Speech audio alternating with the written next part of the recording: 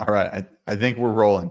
All right, everybody. Hey, my name is Adam Scott. I'm the head GM, founder, designer of RPG Club. I've been asked to make a video about what you need to actually play a D&D or TTRPG game online with other people. So I know with BG3 and Skyrim and all kinds of video games out there, it's really popular to play role-playing games using your devices.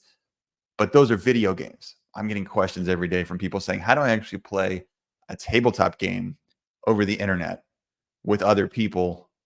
Just what do I need? Where do I start? So let's go into that. Let me get you right to the specifics. If you're interested in what we do, we've run over 17,000 online sessions. We have professional GMs that build awesome communities of people that actually show up. Our attendance rate's like 95%. If you're interested in all of that stuff, the link is in the bio. Drop a comment below if you have questions. Moving on to why you're here. So whether you play online, whether you're looking for a game independently on your own or you're using a professional service, really there's some basic things that you're going to need before you begin the process. And here's the challenge I see with people when they're trying to play online. Like, you want certain things when you want to have this TTRPG experience. Here's what I see people wanting. Like, they want to feel the way that at least these images make me feel. They want to feel immersed. They want to feel engaged. They want to feel like something visceral and connecting and impactful is happening, and they're taken away to another place. They also want to connect with other people. They want to share this experience. And then it's like, okay, I want all these things. I don't want it to be a video game. I want it to be with real people.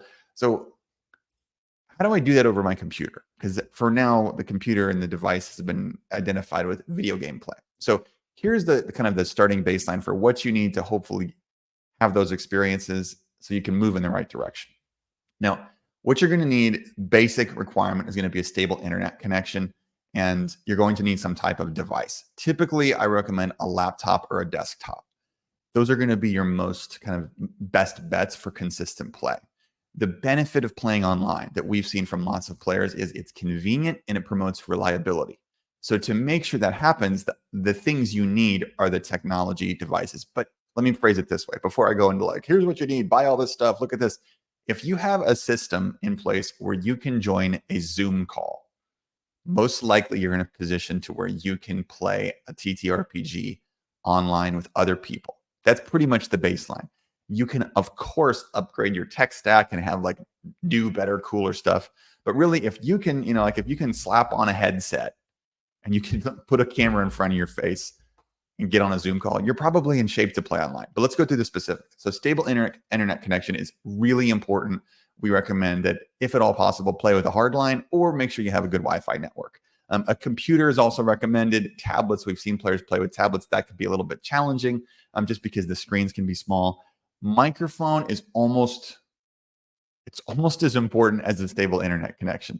Like, when we bring on GMs and they want to partner with us, I say your microphone is much more important than your camera. Yes, your camera. It's nice to have a camera as a player to be able to see someone's face so you can share your face with other players, but that is not as important as being able to actually speak. So having a microphone that is not just the microphone built into your laptop, that's been really beneficial. If I say you're going to buy one thing, you have your computer, you have you're able to get on a Zoom call, but you need one thing to play online, get a decent mic. And you can buy a microphone. All right, now this setup that I have is a Yeti Blue Pro. This is better than what you need. There's a Yeti mic out there. I'll drop it in the description. It's like $60.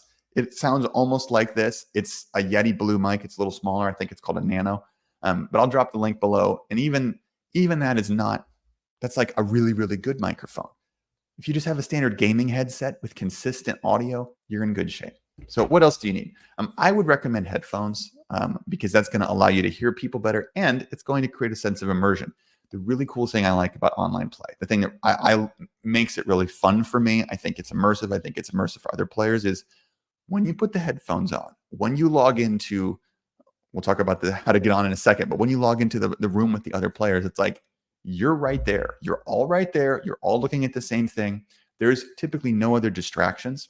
For example, when I would run games in public, it would be awesome. We'd be at a pub. There's people everywhere. There's a lot of energy.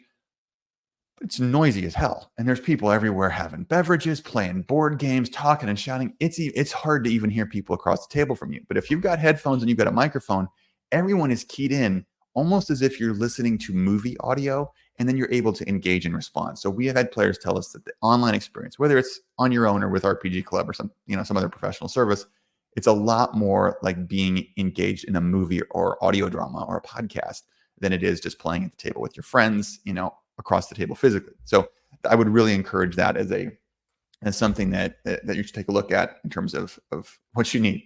Other things that you might need. Let's rephrase that. You're going to need the ability to log into a video conference. That's pretty standard. Now, there are platforms out there. There's virtual tabletops, which we'll talk about in a second, that have integrated video. Those can be challenging based on our experiences. So most GMs use a video software that's available on the market for download, whether it's Zoom, Google Hangouts. I think it's called Google Hangouts, whatever the Google one is. Many GMs use Discord, Discord integrated video. And this is not RPG Club specific. This is like if you were to try to log in somewhere and make this happen, on your own or with RPG Club games. So there is a video conference component, and then there's a virtual tabletop component in many cases. So what are those two things? Video conference is a program that you log into. Typically, it's downloaded to your computer, and you get a link in either an email or however you're communicating with your GM. And they say, hey, click here to get in the video conference. You click. If you have a good camera or a functioning camera, stable internet, and a microphone, you're able to communicate like someone is sitting right across the table from you. Then you got to figure out, okay, what do I use to actually see the game? What does the game actually look like? Where's my token? Where's the map?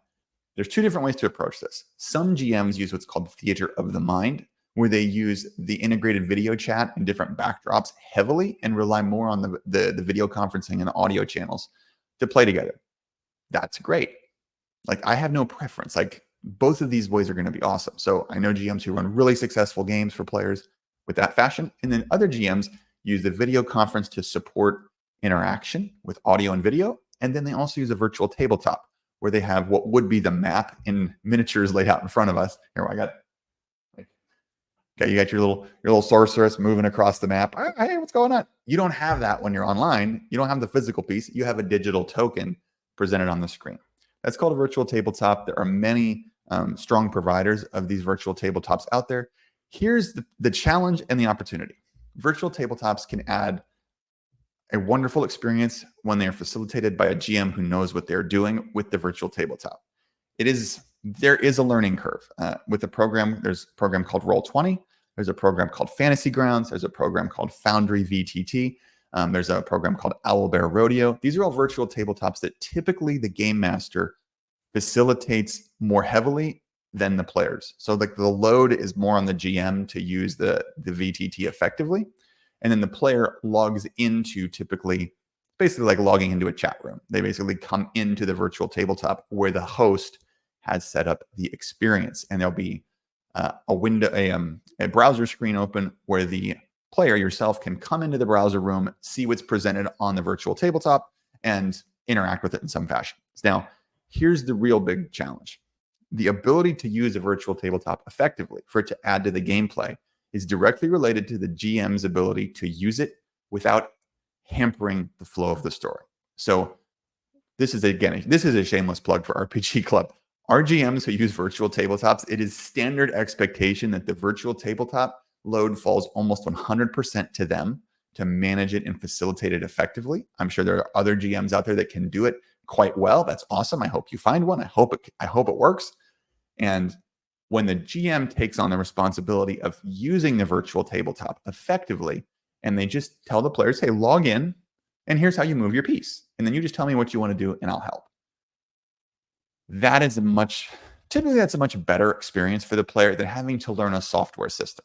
If you choose to use this on your own and you choose to log into a virtual tabletop and need to learn how to use it independently of the GM teaching you, there is a heavier tech lift. And I'll be honest, it's kind of a pain, but it's doable.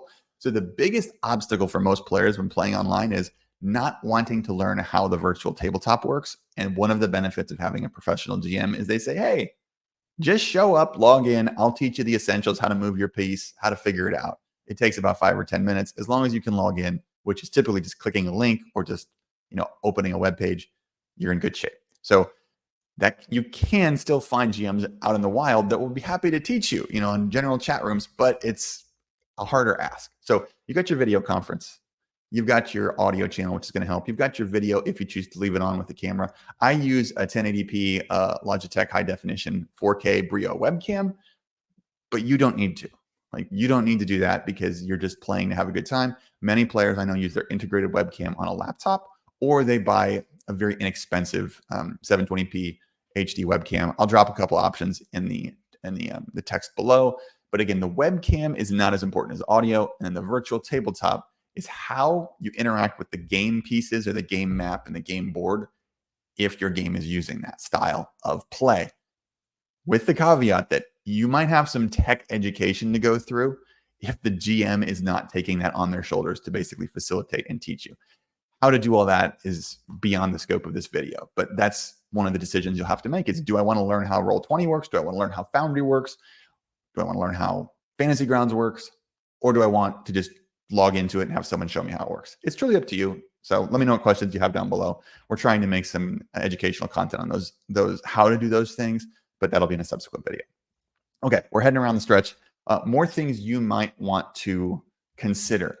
Dungeons and Dragons uses D&D Beyond to integrate character sheets into play, and that program interacts and syncs with many virtual tabletops. However, that again is a tech lift if you are trying to do this independently. So you will have to figure out how to integrate that on your own independently, or if you're working with a professional GM, they can help you facilitate that. It tends to be a lot easier for players. And one thing that they've said to us is, hey, it's great when a pro GM facilitates this because they just tell me what to do and I figure it out. So the onboarding speed with professionals is a lot faster. But if you do it on your own, D&D Beyond is a tool to manage your technical character details and dice rolls that can integrate with programs like Roll20. And it can be super awesome. If you're more tech savvy, it's not that bad, but it may require a slight learning curve. Other things to know, I do believe that there is a non-D&D, other system character program called Demiplane that has just been integrated with Roll20 for non-D&D systems that can provide character details. I still have to do more research on that. That's another opportunity to bring your character sheet into the game.